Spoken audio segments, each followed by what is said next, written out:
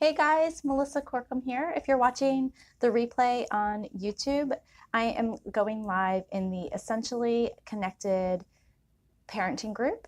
We talk about all things parenting for kiddos who come to our families through adoption, foster care, and we also talk about all things essential oils. So we would love to have you join us over there.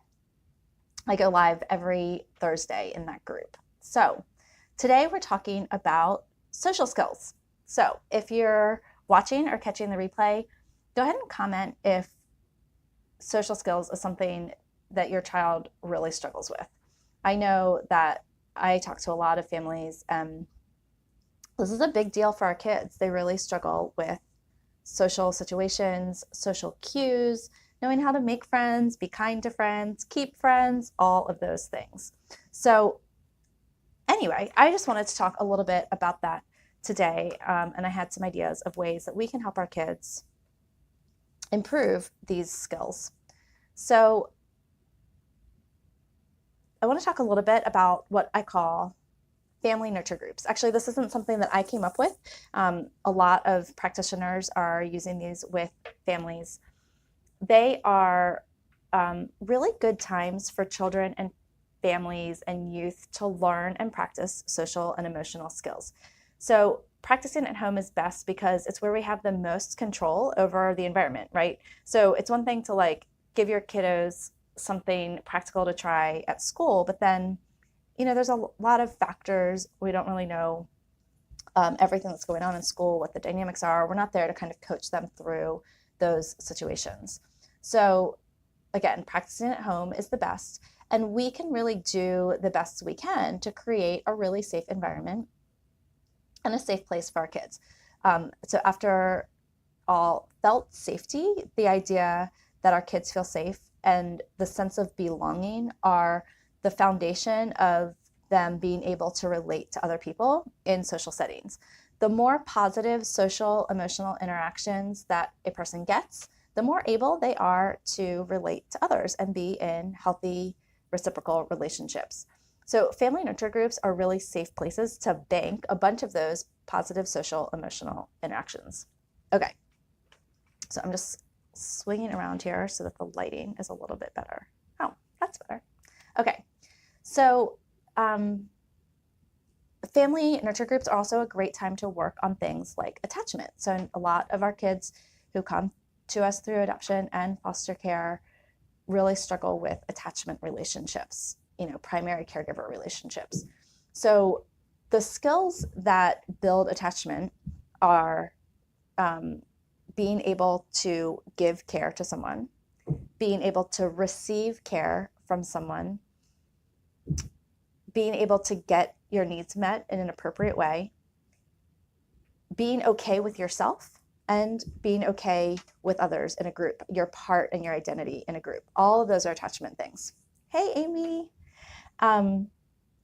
Okay, so, and these are things that will come out and can be worked on in a family nurture group. So how exactly do you start a group? So this is what you do. Step number one, choose a time, right? Seems pretty basic, but sometimes when we're really stressed out, we can't even make simple decisions. Be gentle with yourself. Maybe think about doing this once a month. You can work up to it if you're finding it to be a successful tool in your family. Work up to once a week if you're able to. Here are some tips on choosing a time. Choose a time when your people are going to be well fed and hydrated. Pick their best time. So I know bedtime seems like a crazy time, but sometimes there's something about that bedtime situation that makes our kids a little bit more open, a little bit more talkative. I don't know if you've ever experienced that, so feel free to wave if you've experienced that. But you guys know your family best, right? Mindful parenting is all about paying attention and knowing what's going to work best for a family. So what works for one family might not work for another family. Our kids also are going to do much better when they know exactly what to expect. So you want to define the time boundaries really clearly. Otherwise, you might invite them to come to family nurture group And they might say no just because they're like, what if she asked me to come to family nurture group and it's like 12 hours long? Of course, it would never be that, but our kids don't use logic a ton, so we need to provide them with as much information as possible. So tell them it's only going to be 10 minutes or 15 minutes. I would suggest starting short, just because you want this to feel like a successful time. The longer you stretch it out, statistically, the more likely you are for someone to have a meltdown or lose it or whatever. So start small, maybe even 5 minutes. If those 5 minutes can be a positive time, and then you're like, okay, great, and we'll do it again next week, then they're more likely to come back. If it's like an hour long and someone gets cranky and someone has a meltdown, no one's going to come the next time you invite them. Okay, so 1, choose a time. Be wise about the time that you choose. 2, invite. So I talked a little bit about that. Invite your family to be a part of it.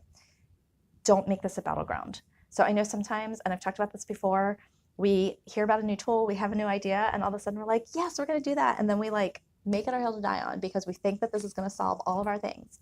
So there's just no magic tool to solve all the things. This is just another tool, and the tools will work better if there's some shared power there. So invite your people to come. Here's the kicker though. Go through the motions of whatever you're going to do, even if no one shows up. Do it every month or every week or whatever time period you decided on, and just keep doing it. People get curious, they'll come and go, but don't make success based on what your people think of it or whether they accept your invitation, right? You're only in charge of you. Make success making time for this when you don't have anything else planned, and make success you going through the motions, right?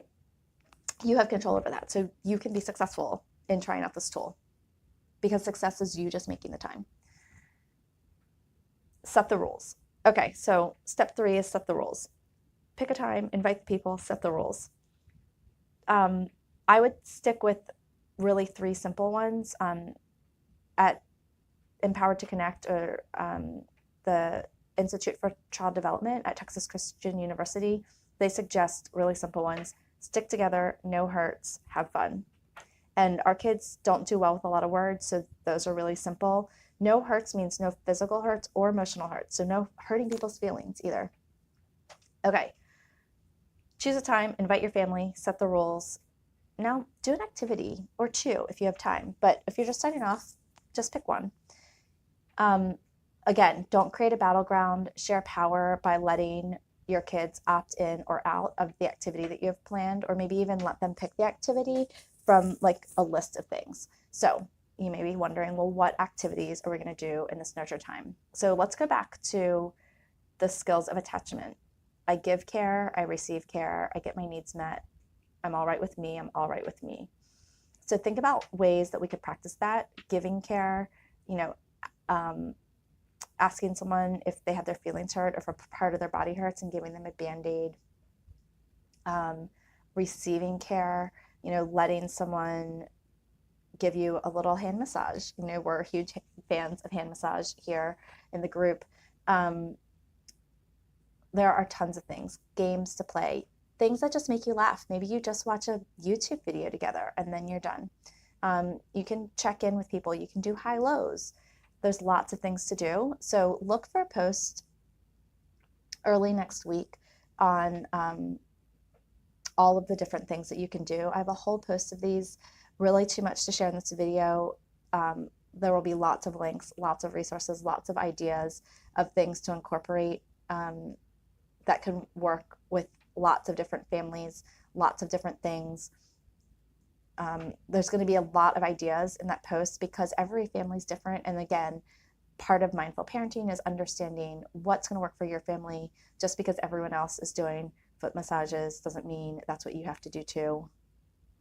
So go through the list, pick and choose based on your stage, and things change, right? So the thing that works this week might not work next week, might not work next month or next year. So that's why I want to give you a lot of menu of options to choose from. So stay tuned for that post. Again, if you're watching on YouTube and you want the link to that post, go ahead and join the group so you can keep an eye out for that when it finally comes out. If I can remember, I'll try to also post it in the description of the video so it's all right in one place. So those are the suggestions for a family nurture group. And the reason we would do a family nurture group is to help with attachment and then also help with social skills. So this is one of those things where we don't like address the social skills super directly, right? We're kind of taking a back door, making it approachable and fun and safe for your kids. So I hope that's helpful. Go ahead and post any comments in the comments or questions in the comments below the video, and I would be happy to get back to you. So thanks everyone, and I'll see you back here next week.